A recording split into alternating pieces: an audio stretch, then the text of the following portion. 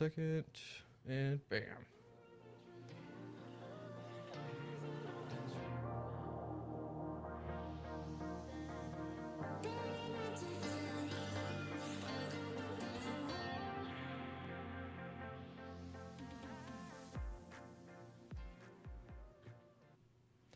Hello, hello, and welcome back to Retrieving Sanity with your podcast host Keegan, and this is your podcast for all mental health, addiction, recovery issues, and topics. And I've got a question for you. Do you feel like you're fighting yourself a whole bunch, or do you feel like you're struggling with some addictions or something else that's just holding you back? Well, my guest today, Daryl Dittmer, has a book all about fighting yourself and how to stop doing it. So, Daryl, how are you doing today? I'm great, Keegan. Thank you. How are you? I'm doing well. Thank you for asking. I'm glad to hear that you're doing well.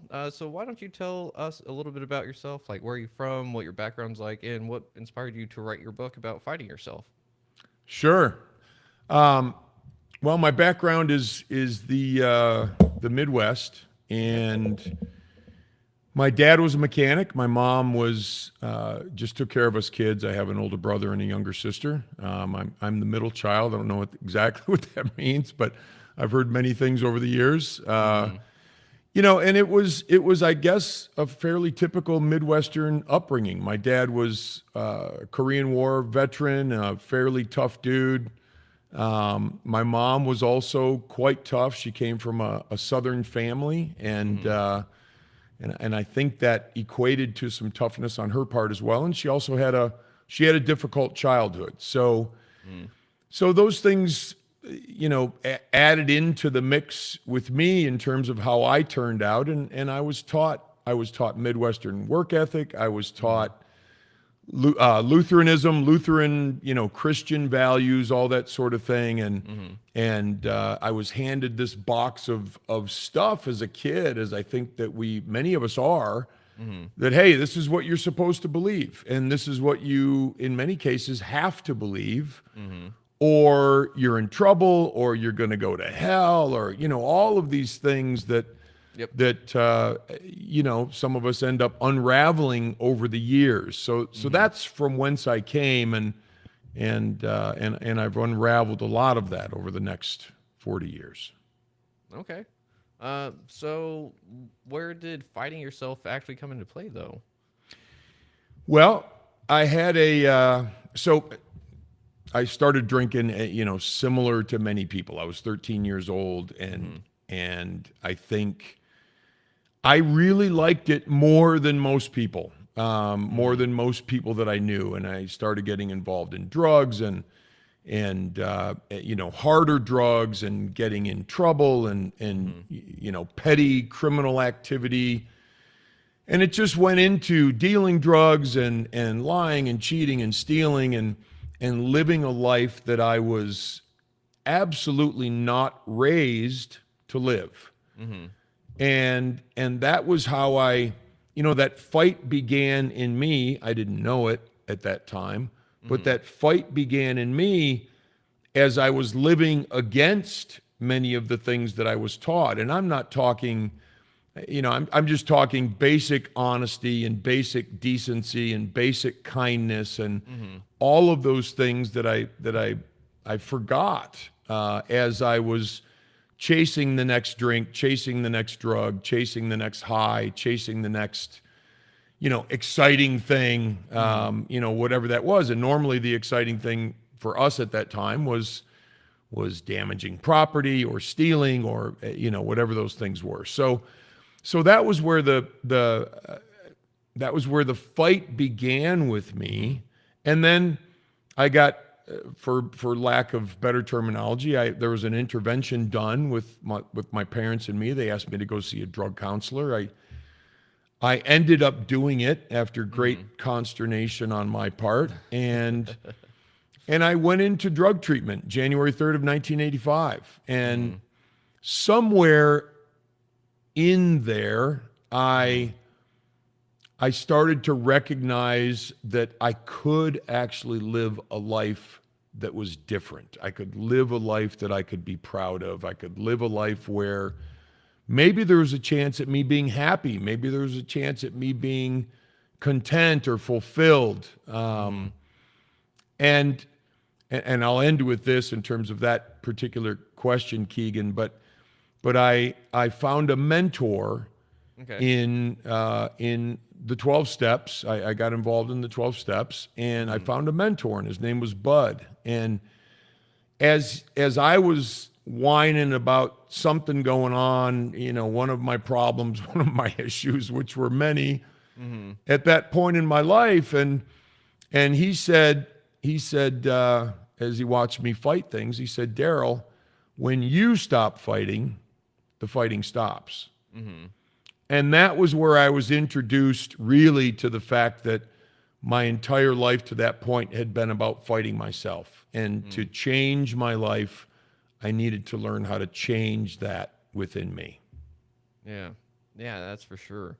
That's interesting that you said mentor instead of sponsor, though. Is there a reason why you chose that wording?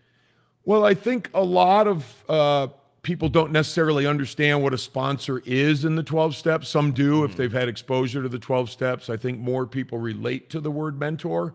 And I probably used sponsor, for 30 or 35 years. But as I started relating to more people, I think there's a greater understanding of mentor than sponsor.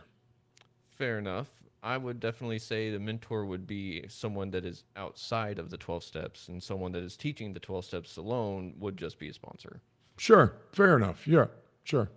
So, but that's interesting that you decided to look at it that way after so many years. And so you went into treatment in 1985. So you've been sober that whole time? I have. Congratulations. That's awesome. Thank you. People like you are the inspiration for people like me. So, yeah, without that kind of struggle that you've put out in the world, we wouldn't know what it's like for some people to make it 5 years, 10 years, 20 years, so on and so forth. And going on for myself, I can just say that you've been sober longer than I've been alive. So congratulations. That's awesome. Thank you. No, I appreciate that. I'm very grateful. That's my life at this point is about gratitude. It really is. And it became that quite some time ago as I started to understand that this entire thing is a gift, and that's how I wake up and that's how I go to bed. Yeah, that is for sure.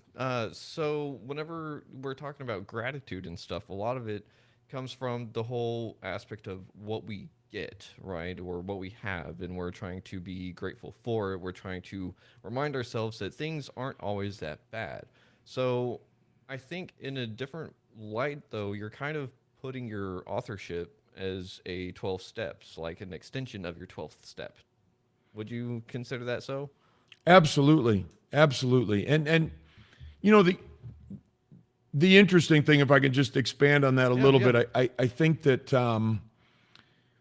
the 12 steps were an absolute indispensable guide for me in terms of I was 19 years old when I got sober, and I didn't have a clue how to be sober, much less a clue how to live. I didn't know how to get along in the world. What the hell is this thing that I'm looking at? I'm on my own. My parents don't have money to, sort of usher me along. I mean, I got to go make my way in this world. And so the 12 steps were absolutely indispensable in a beautiful way, just a beautiful guide for living. And that's how I look at them, today in my life and have for a long time. But also at some point, this work just becomes life. It just becomes how we wake up and how we conduct ourselves and how we treat others and how we treat ourselves and how we retire at night with a clear head and a contented feeling.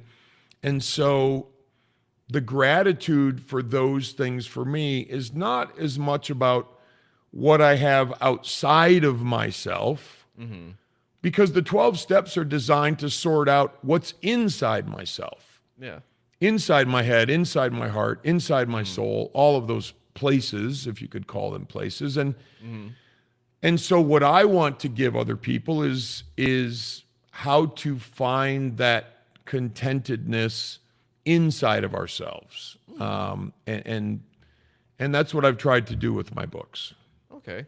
Yeah, I love that. So you're essentially saying the 12 steps have provided you a foundation of which that you've rebuilt your life, you've remade yourself, and from that you're also showing people, hey, this is how I did it. But you're not necessarily saying you have to do the 12 steps, but it definitely laid out the groundwork for your book, essentially, right?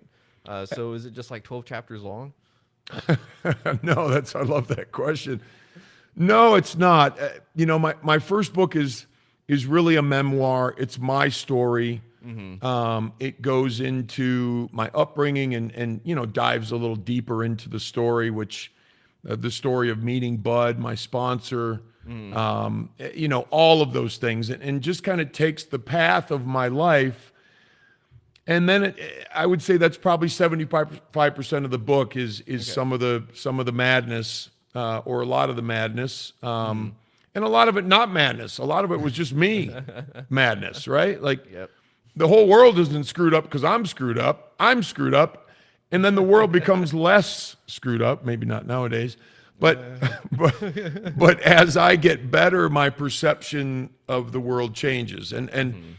But the last 25% of the book is just a lot of the lessons that I've learned and how I go about conducting myself now, which is very different from from how I conducted myself then, and also and I think this is crucial. It's not an overnight thing. It's something that takes time, and it's something that takes patience and.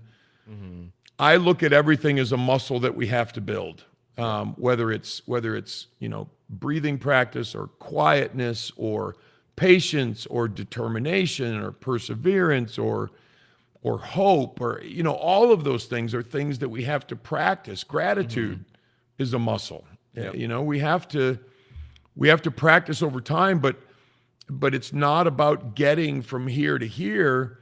It's about everything that happens in between, and that's the coolest part. Is right as we can see ourselves change, and we can adapt to life differently as we change, and I think that's the. Anyway, I know I went into a lot of stuff there based on your No, question, but no, but that's it's fine. big stuff. Yeah, no, that's fine. Here on Retrieving Sanity, we're all about chasing rabbit holes because it's a train all on its own. We never know where a conversation might lead, and that's the thing is that a lot of the time, life is like that. We don't know what's right around the corner, and so we never know what someone is going to need to hear through a conversation that they may find irrelevant at the moment. Maybe they'll just tune in and just be like, "Oh, hey, I needed to hear that real quick," and then maybe that was it. Who knows? So by all means, if you feel like going off on a tangent because you feel like something was relevant and you need to provide a little bit of backstory or whatever, by all means. Thank you. Of course. But with that being said, what was one of the lessons that you have in your memoir book? But let's say, what is one of the lessons that you did not like the process of learning? It's probably all of them, right? Every single one. Yeah. Well, the funny part is, or not funny part, sometimes the tough part is. So you had mentioned, we don't know what's going to happen next with life, and I agree 100%. And back in the day, and getting sober is one thing, getting straight and clean is one thing, and then living life can be really, really difficult when we first start. Yeah. But it can also be, we can turn that on its head if we do it long enough, and life becomes 1,000 times better than it may have been had we, decided to just, I'm going to get straight and I'm not going to do anything with myself, right? Yeah. We have to improve, and Yeah. and so my when I was just getting sober, and then through however many years of life, I was trying to learn how to live it and all that sort of thing. There were times when I'd just be like, man, I just can't believe it. I don't know what's going to happen next. This sucks, right? Yeah. Yeah. Like, what's going to happen next? This just blows. And then, now and for a long time, it's turned into, man, I can't wait to see what's going to happen next. Yeah. Because it's like, holy crap, like life is pretty cool. And it doesn't mean bad things stop, or difficult things. I don't want to say bad things because everything teaches us something. Yeah. but difficult things can happen. I mean, I've lost some very important people in my life this year. I just lost my wonderful dog that I love that dog. His name was Dexter, and he passed a little over a week ago. And Oh, it's man, been killing me. And I can't talk about it that much because I'm going to start crying now. But, one of the things I learned, we talked about lessons, or you asked about lessons, and one of the lessons that's been difficult for me to learn because I grew up in a fairly tough environment was it's okay to feel whatever's coming down the pike. And it's okay to be sad, and it's okay to cry, and it's okay to expose myself and be vulnerable.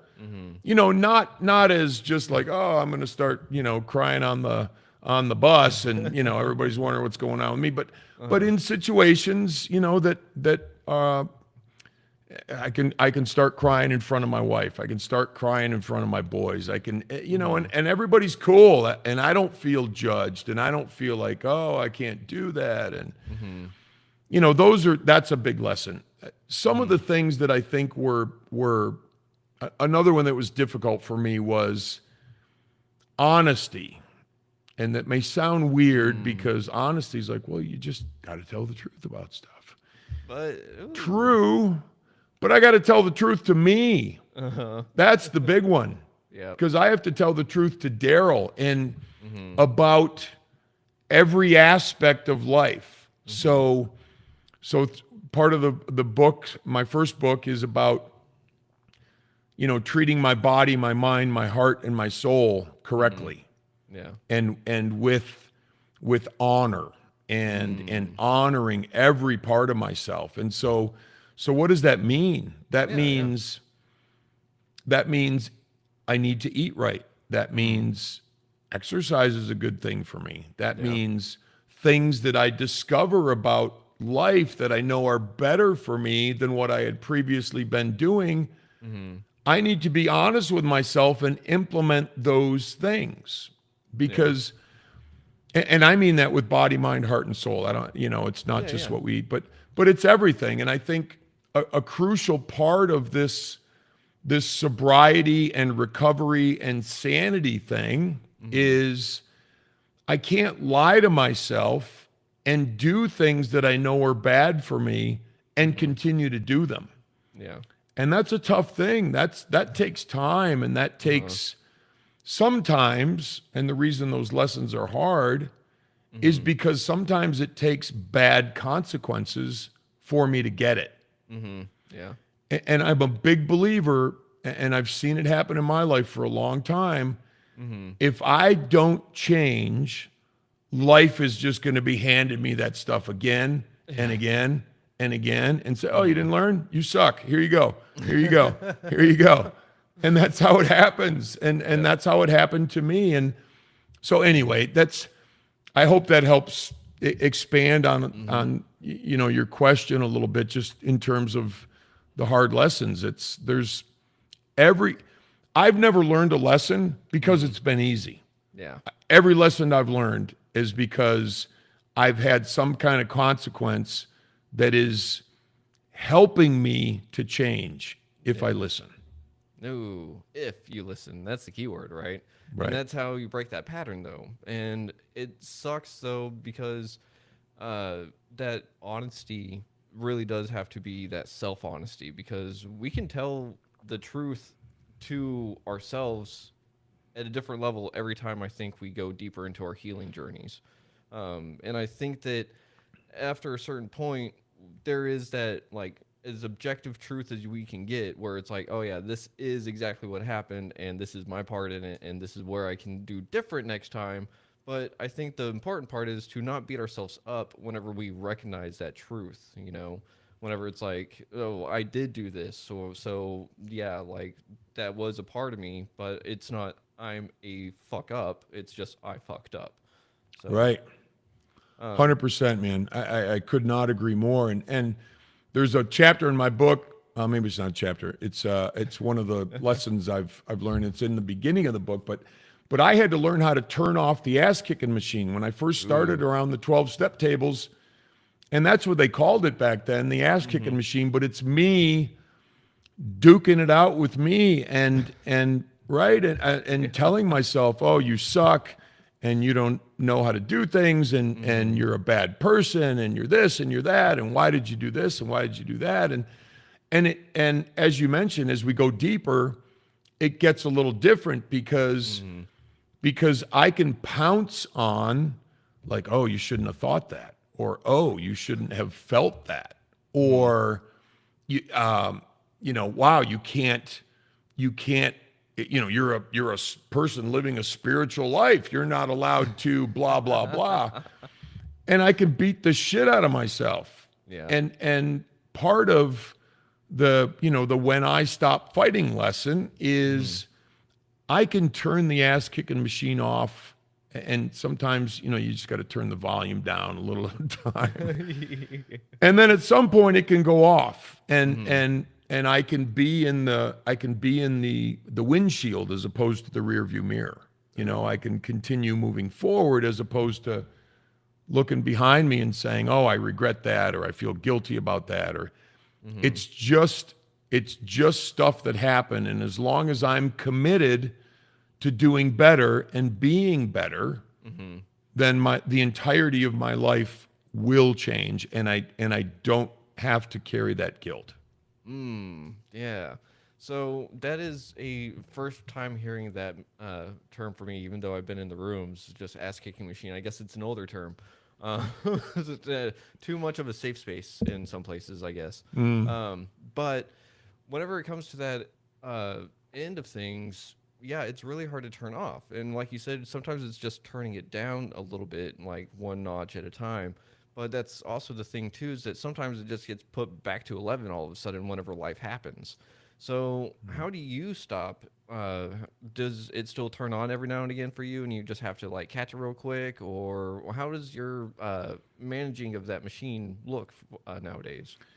Nowadays, it is a very conscious and intentional sort of way of living that I embrace. And that doesn't mean that I don't screw things up, because I do. It doesn't mean that I don't get pissed, because I do. And it doesn't mean that I'm in any way perfect or striving for perfection. Somebody told me a long time ago around the tables, he said, well, just because we're never going to be perfect doesn't mean we shouldn't strive for it. And I thought that held a lot of truth for a long time. And then I thought, you know what? That's just a way to flip the ass kicking machine back on, Oh, yeah. And so I feel like guarding against, and I mean guarding lightly, but for me, living intentionally, living with the decisions that I make, and understanding that every decision I make has a consequence, and that it's okay. Now, so we'll talk about the body for a minute. If I decide, which I've already decided, that, tonight I'm going to eat some crappy food because you know what? Dexter died and I am bumming and it sucks. And you know what? I just feel like eating crappy food. And I'm going to do that. Yeah. And I've already forgiven myself for doing that. Not that I needed to, but I'm just making the point. I'm not going to beat the crap out of myself for, downing some ice cream and some buttered popcorn and whatever the hell else I want to do, because I'm giving myself permission to do that. Yeah. And I think that is a really important thing to understand, that we can forgive ourselves for things that we're doing, from time to time that maybe aren't exactly in line with how we profess that we're, trying to live. And I think that's okay. I get pissed off. My wife and I have, we have little battles from time to time. Yeah. That's just part of life. And forgiving ourselves. The key is, for me, not saying things, and I know what those things are, that I'm going to regret later. Yeah. I would rather shut myself off, shut my mouth off, stop, than say something that I'm going to regret. So as we go along this journey, there's a maturation process, and there's a discovering process or discovery process about ourselves. I know what's going to make me feel regret. And 99% of the time, I don't do the shit that's going to make me feel regret. And that's what we need to get to, that understanding of ourselves, and then the decision about our behaviors that I'm just not going to do the stuff that's going to make me feel guilty. I love that. And I feel like I hear a couple of different things there. One is allowing yourself to express yourself, which is entirely healthy, which needs to be done. But two, you're also recognizing that future actions may not line up with where you want to be, but at the same time, you're not making that into your habit. You're not making that your new thing.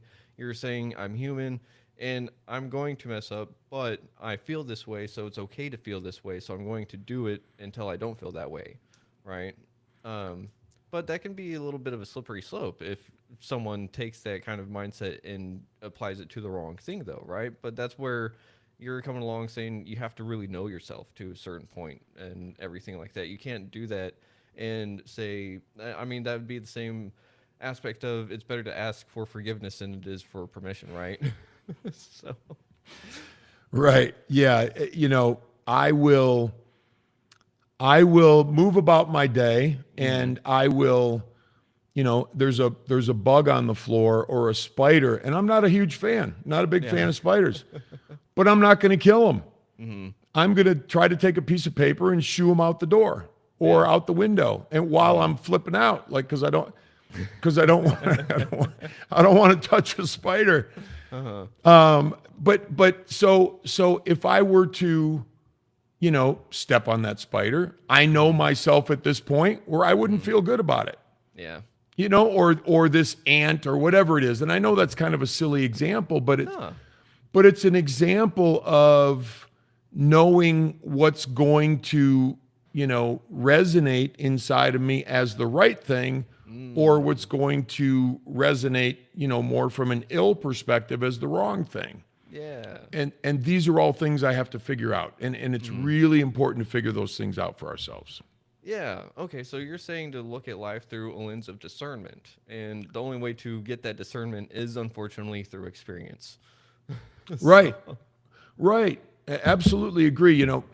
What we've been talking about brings to mind for me boundaries, which everybody talks about boundaries these days, right? It's we didn't have boundaries back when I was getting sober.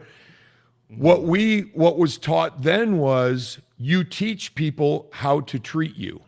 Yeah, yeah. And so I tell people all the time, I'm like, boundaries aren't for them. Boundaries are for me. Ooh, yeah. So, and the reason I say that is because I will teach people how to treat me. If somebody comes at me in a way that doesn't sit right with me or doesn't resonate with me, they will be the first one to know, not acceptable. It's not going to work. Go back to the drawing board. And I'm very stern about that. And I don't care whether it's business or personal or whatever it is. We used to say, and I don't know if they say it anymore, you can tell me, Keegan, but never be a doormat. Be kind, be gentle, be loving, be the best you, or I can be the best me that I can be. But that doesn't mean let people run over you. Yep.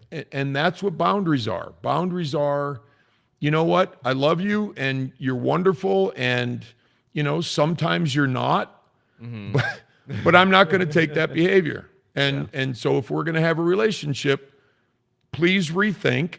And if we're not going to have a relationship, that's okay, because I'm not going to put up with it. And those are things that come as we gather our strength in recovery. And I don't care what we're recovering from. It could be, any sort of drug or alcohol or food or sex or gambling or some sort of I just don't feel good about my life, or whatever it is, it doesn't matter. We have to recover.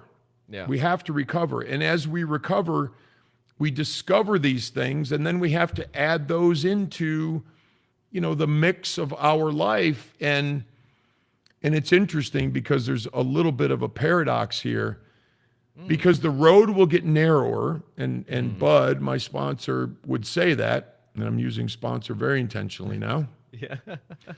But Bud would say the road gets narrower. But along with the road getting narrower, the freedom becomes unbelievable. And I think that's a really cool paradox, because I can get away with less, but what that does to me on the inside is expands everything about me internally. Yeah, I love that. And a lot of people don't really understand that paradox either, because that's one of my favorite ones that I came across whenever I was in my rehab. Talking to my therapist, I was like, oh, holy shit, like, now that I know the things that I can't do, that also lets me know a lot of things that I can do at the same time. And she was like, you get it. And I was like, huh, that's weird. And it's very compelling at the same time, because it gives us permission to try things that maybe we didn't want to try before, because we thought that was one of the things that we can't do or shouldn't do, Right. But with all that being said, real quick, where can people find your book? Sure. Thank you, Keegan. Of course. My books, the first book is When I Stopped Fighting, and the subtitle is The Unexpected Joy of Getting My Head Out of My Ass. That is available on, I think it's very appropriate. That is available on Amazon. And my second book, When You Stop Fighting, The Road You're On Is Your Own Asphalt, that is also available on Amazon. If you can tell, there's a theme there that we have to take responsibility for our lives. So those are both on Amazon, and my site is right up there, which is DarylDittmer.com, DarylDittmer.com, and you can find my books and some journals and that sort of thing, and any information you wanted about me on my site. Oh, thank you for that, sir. And yes, everyone out there, definitely be sure to check this out, because there's a lot of good stuff in this conversation, so I can only imagine the rest of everything that's in the books. But I have to ask real quick, what's your favorite step whenever you were going through the steps? So, I'll try to be as quick as I can about this. Came to believe that a power greater than ourselves could restore us to sanity. Okay. And the reason that I mention that step is because I came with a box of things that I was told that I had to believe. And at some point, I had to pull all those things out of that box and put them on a table. This is how I envision it. And I put all those things on a table, and I said, which of these things is helping me with my life? Kind of like similar to what you did with your therapist, right? You're like, okay, what fits, what doesn't, what can I do, what can I not do? But I looked at all those things and I said, you know what? This has got to go because it's not helping me. This has got to go because it's making me feel guilty. This has got to go because it sucks, whatever. And what things can I keep? And what things can I expand upon? And what things can I adopt that are new? And so for me, that's all in step two, because I have to somehow develop a faith, and it doesn't have to be God or anything like that. It can be whatever you want it to be, but I have to develop a faith in something bigger than me, and it started off as that big. It started off as that big, and now I trust life. And I choose to call it God, the universe, truth. I don't limit my belief system. And I think that's an important thing for people to consider, is your belief system can be this big, or it can be unimaginably big. And I highly recommend unimaginably big. And that, to me, goes back to the second step. Ooh, I love everything that you just said, because there's a lot in there too. And one of the first question I do have to ask though is because a lot of people relegate addictions or problems to moral behaviors or moral beliefs and stuff like that. Do you feel like you're getting rid of your beliefs, getting into recovery, altered your moral map of sorts? I think it did over time. Okay. I think we all have an internal mechanism where we know Mm-hmm. this is right for me and for other people, and this Mm-hmm. is not right for me and or for other people. Yeah. So, and I believe some clarity comes when I get rid of the drugs and alcohol. Yeah. Additional clarity comes as I consciously try to live in a way that aligns with, Mm. and I'm not saying moral from a biblical perspective or anything like that. I'm Yeah. saying moral from the perspective of knowing inside of me what is right and what is wrong. Mm-hmm. And as we continue to go down that path, it gets very, very fine in terms of the tolerances of how things feel. I can tell if something's not right immediately, and I can tell if something is right immediately. Like, wow, So there's a moralness to our growth, or a moral component to our growth. But I would also say that it's not necessarily based on everything you hear in the world as morals. It's more based on what's going on in here. Yeah, yeah, that's really well put, and it does make me also ask though, because you said someone can have really small beliefs or unimaginably large beliefs, and I'm on that latter end, and I only ask because I've heard other people say that you can't do sobriety, you can't do recovery without doing certain steps. So, what do you have to say to those people? The ones that say you have to do it this way or you will fail. I don't believe them. Good. And because one of the things that I've learned, and I've watched this with hundreds, if not thousands of people that I've talked to or tried to help or whatever it is, I am not in charge of their journey. And for me to say that I know the way and they don't know the way is me trying to be in charge of somebody else's journey. The only person that I know what's right for at any given time, what the right whatever is at any given time, is for my life. And so all of those lessons that we talked about a little earlier, like I'm going to get different lessons than you're going to get, Keegan. Yeah. And, my sons are going to get different lessons. My wife is going to get different lessons. Anybody that you know is going to get different lessons. Who the hell's in charge of that? It ain't me, right? It's not me. And so I think there's what's the word? There's a self-absorption malady involved with someone who thinks they know what's right for everyone else. I truly do. And so that needs to be looked at by that person, in my opinion. Okay. I hope that helps, at least from my perspective, answer that.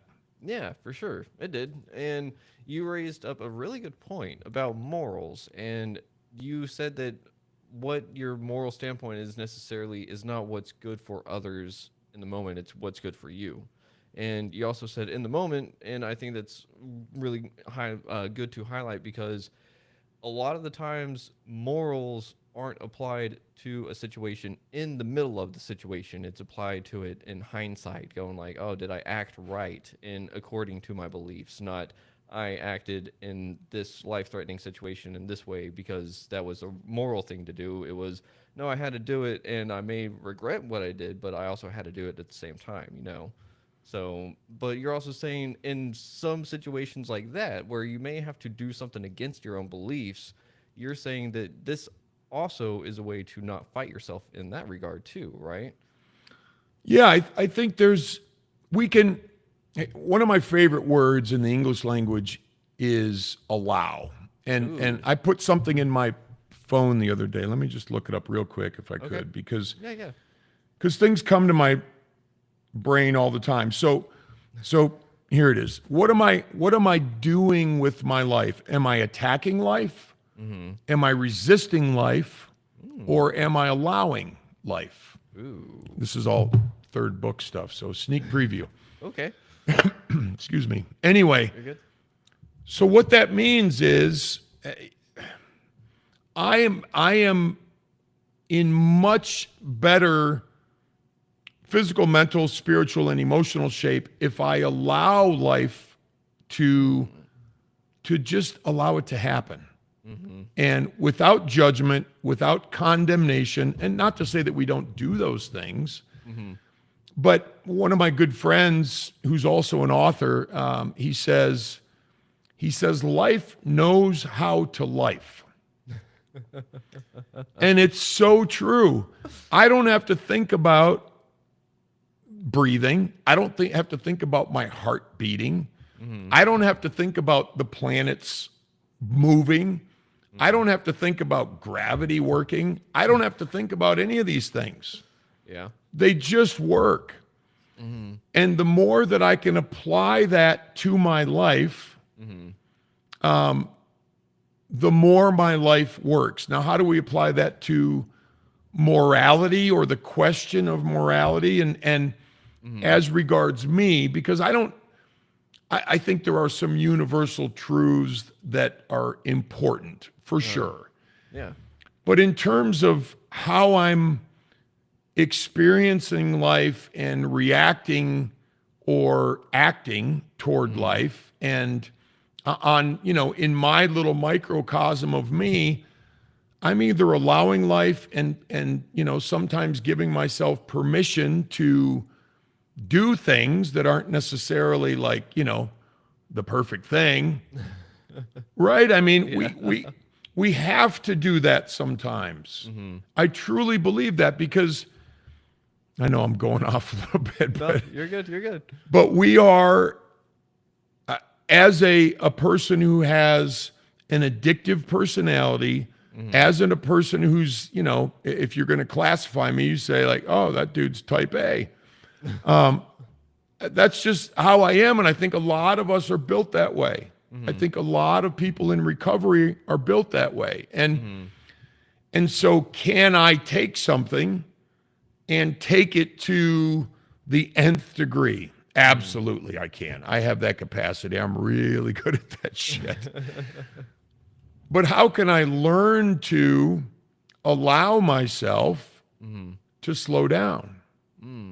Can I allow myself? Because to me, and this gets into meditation and breath work and some things that I practice, life is best experienced as what's it telling me, not what is life telling me. What's life telling me when I'm quiet? What's life telling me when I'm just breathing and listening? Or am I just zipping around on my phone? Am I doing this? Am I doing that? Am I not stopping? Am I just wearing myself out? Go, go, go, go, go. It's my choice. Am I going to live my life that way? Sometimes I do. Or am I going to take the time to be quiet? Sometimes I do. And I think there's got to be that balance to figure out, what works for me in my life. And the morality comes in. And what am I judging, to be? I don't have to be judgmental unless I say, you know what, I'm going to have that piece of coconut cream pie tonight. And then I have 3 meals a day, every day for the next month. Yeah. Right? Like, what am I doing either to myself or for myself? And that's am I resisting life, and am I attacking life, or am I allowing life? Okay. There's a lot in there. Oh, there's a lot of really good stuff though. And Thank you. yeah, of course. And I mean, you do raise up that good point of like, am I allowing life to happen?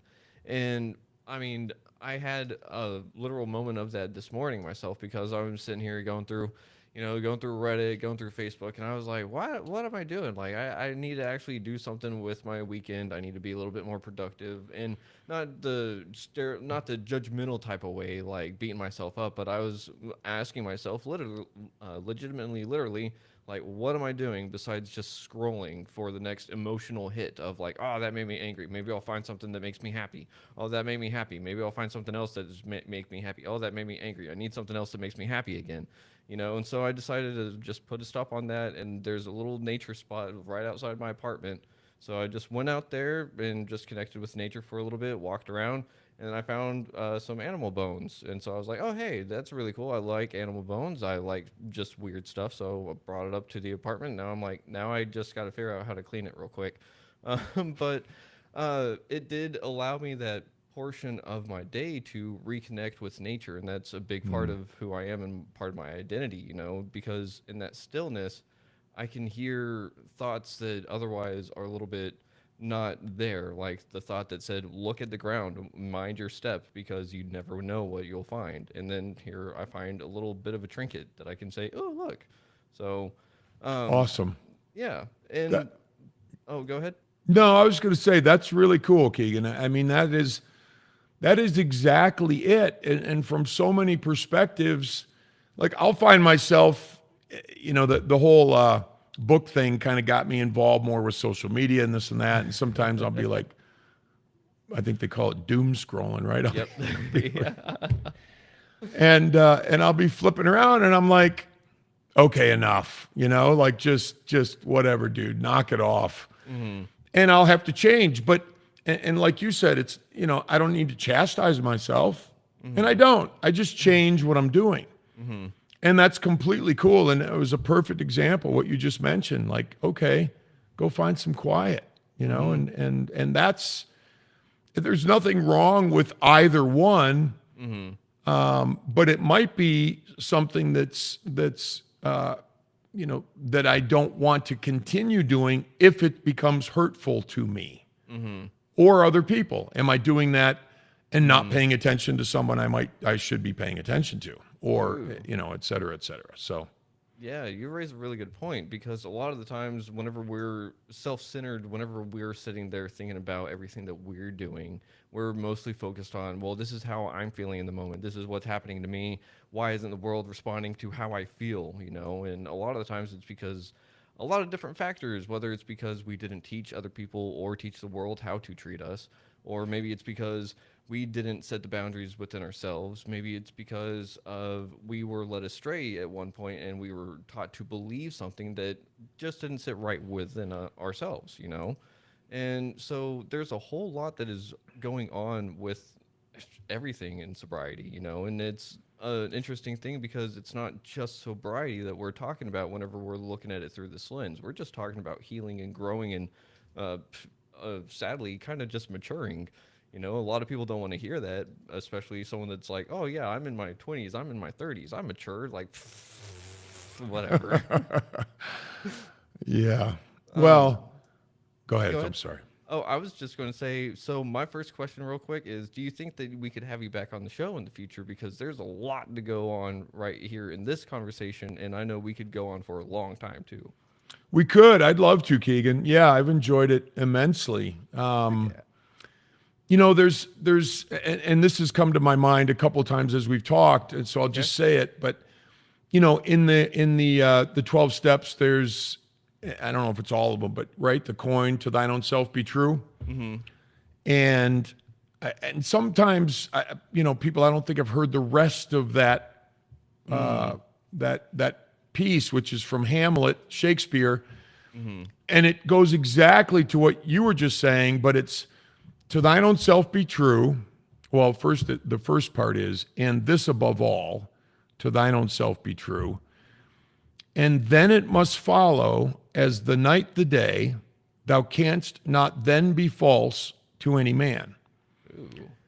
And there's so much to unpack in that. And I've been ruminating on that for years. There was this restaurant in New York. It was along the top of the restaurant. And I read it for the first time. I was like, holy crap.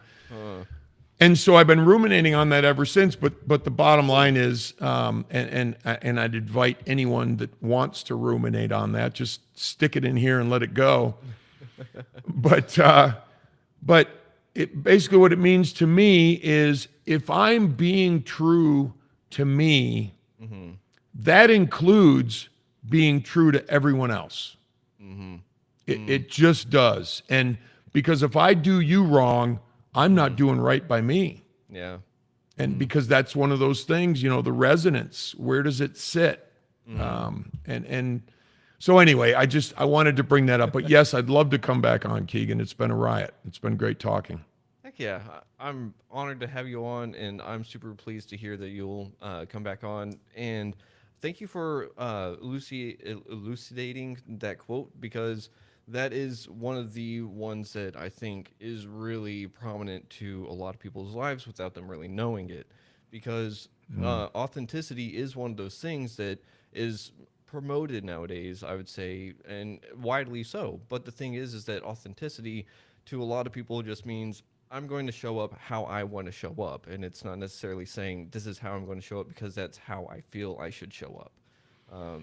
And that's part of the thing too, right? Because there's different levels of authenticity, and if I'm to be honest and authentic with myself, that should entail being honest and authentic with others. But if I'm not, then that would automatically start that inner turmoil of like, well, where is the disconnect? Where is the dissonance happening?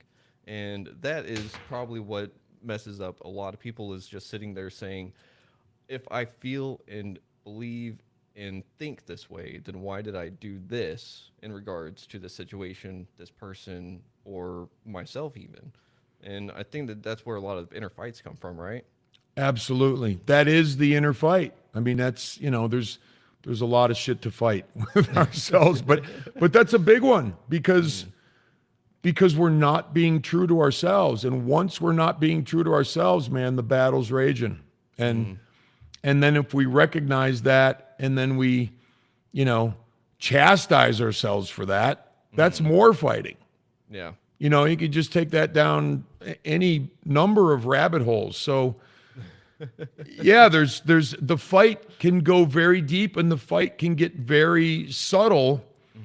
And this is just a little side note, but sometimes when I used to meditate, and I do meditate now, but as I was meditating earlier on in my life, a thought would grab me, and and I would just start taking off with it, and then I would bring myself back. But as I was bringing myself back, I'm like, dude, you suck at this. You this whole meditating thing isn't for you, man. You can't shut that bean off on top of your shoulders. And but see, that's the fight. And the allowing is that same thing happens. I'm meditating, a thought comes, I chase it a little bit, but then I just allow it to come back to the quiet. And there's that word allow again, as opposed to, come on, Daryl, pull yourself together, man. Like all that stuff that doesn't have to be included. And that allowing part of life is just so crucial to waking up in the morning with a smile on your face and going to bed at night with a smile on your face. Yeah.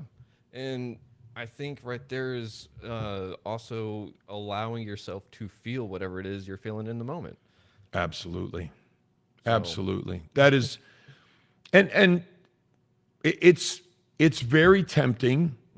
And I'm the same, I'm the same as everybody else on the planet. It's we want to always feel good, right? Like we want to always feel good. And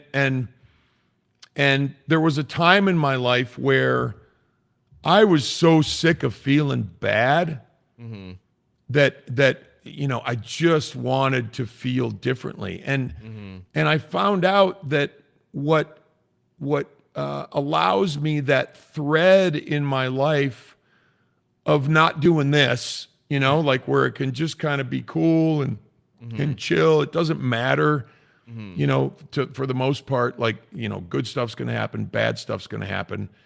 As we allow those things to happen, it's we don't have to. We can just feel them, and the whole this too shall pass thing gets more and more meaningful over time. All those little sayings get more and more meaningful over time because once we start to understand that this too shall pass means the good stuff passes and the bad stuff passes. And it's just life. Yep. You know, it's just life. I can cry my eyes out about my dog, but it doesn't mean I have to have a bad day. Yeah. I could just cry my eyes out about my dog, you know, and hug my wife, and we'll cry for a few minutes, and you know, and then we move on. And it doesn't have to mean, you know, oh, Daryl, you're, you know, what's wrong with you, man? You're crying about it. Like, well, yeah, of course I am. Yeah. I love that dog. Yeah. And you know, so anyway, it goes back to the fighting. It goes back to telling ourselves, oh, I shouldn't think this, or oh, I shouldn't be feeling this. Whatever you're thinking is what you're thinking. And I don't think we're necessarily in charge of that. We can quiet ourselves and we can slow some of those things down and maybe see more and experience more of what that is. But I think thoughts are just bombing us from everywhere. I don't think it's stuff that the more you try to control your thoughts, I think that's part of the fight. Because you're like, you're waging a battle, like, oh, I can't think that, and then it pops in again. Well, what are you doing, you idiot? Why are you thinking that? You know, that's part of the fight. So, anyway, there's a lot of things that we can do to ourselves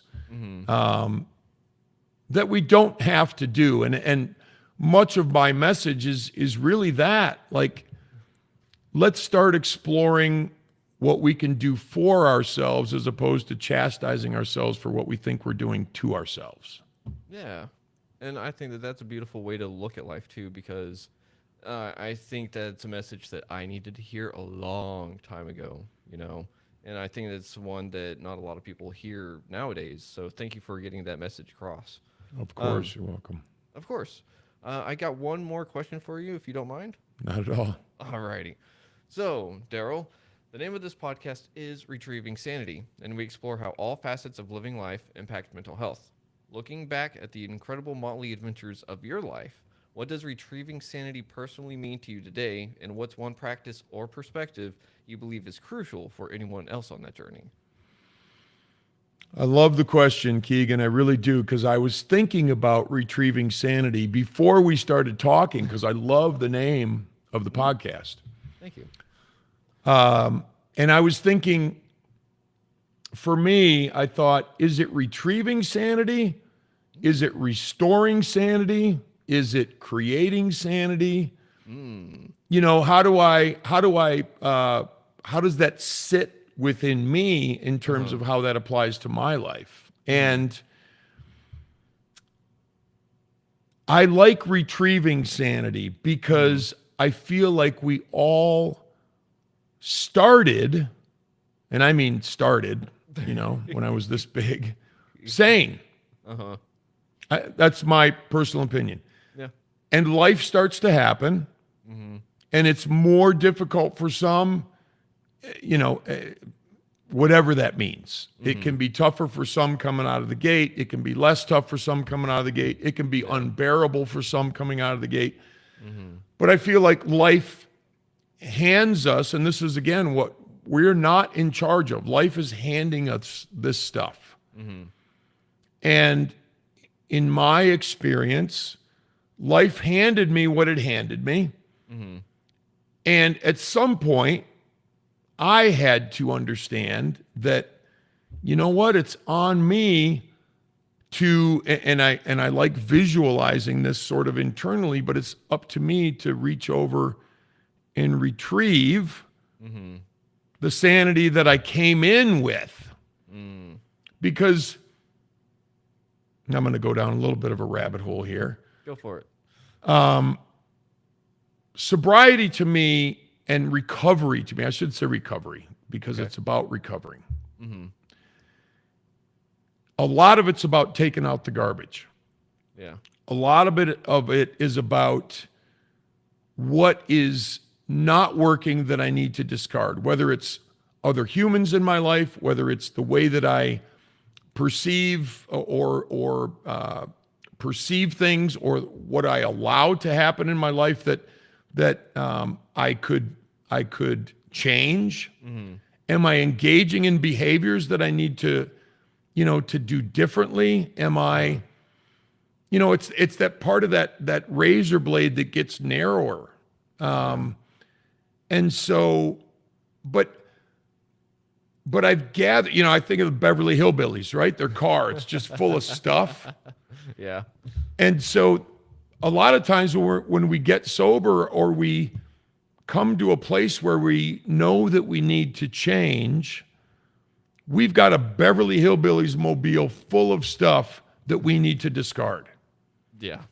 And I think that is what stands in the way of retrieving our sanity, because we've got that big load of stuff. And I think that's important. And I would say for people listening, you mentioned one thing that maybe to consider in terms of retrieving that sanity.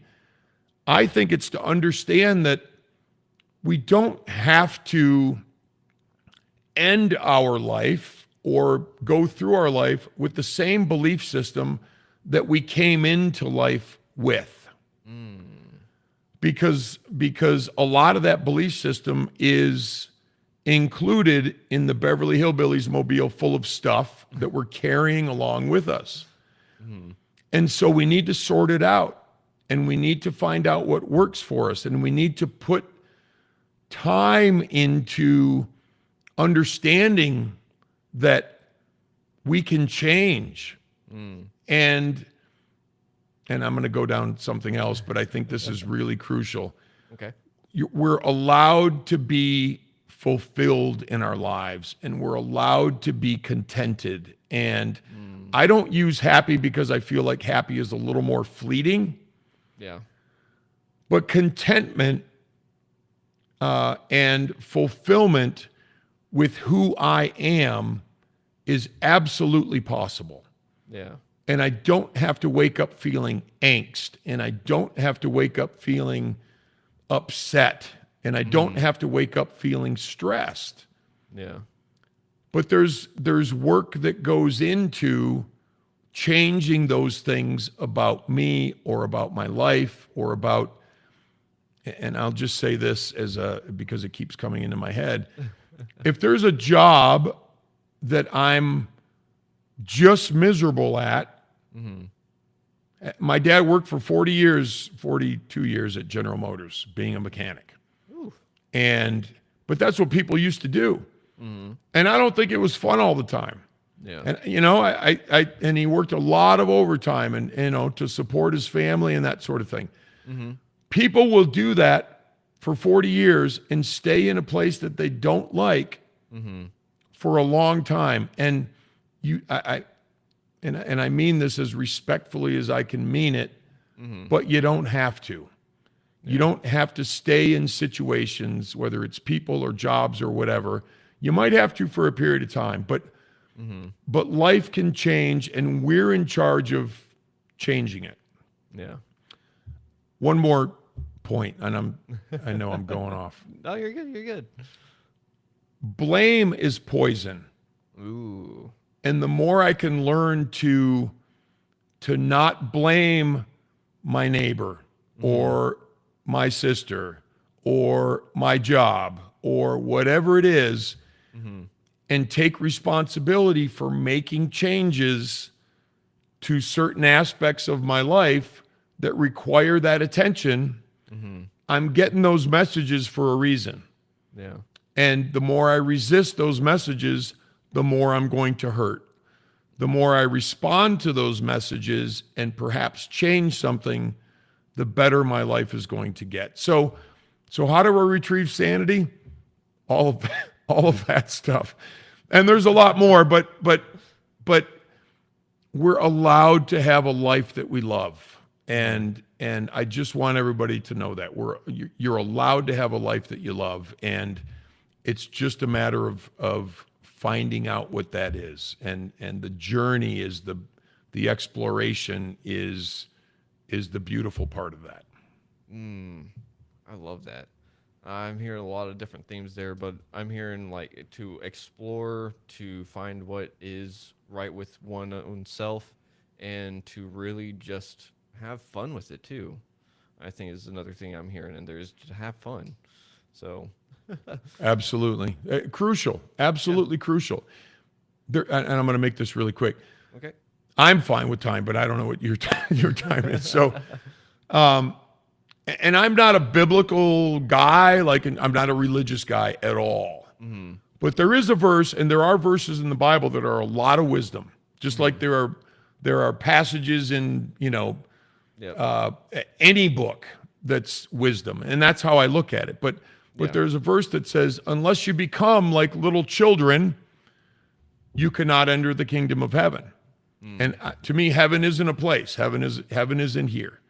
And unless I'm having fun and I'm able to enjoy my life like a child and live in the moment and experience beauty and touch beauty and feel beauty and all of those sorts of things, I'm not going to be able to get to that place. And so I truly believe in having the attitude of a child. If you've ever seen a child be mesmerized by something, they're right in the moment.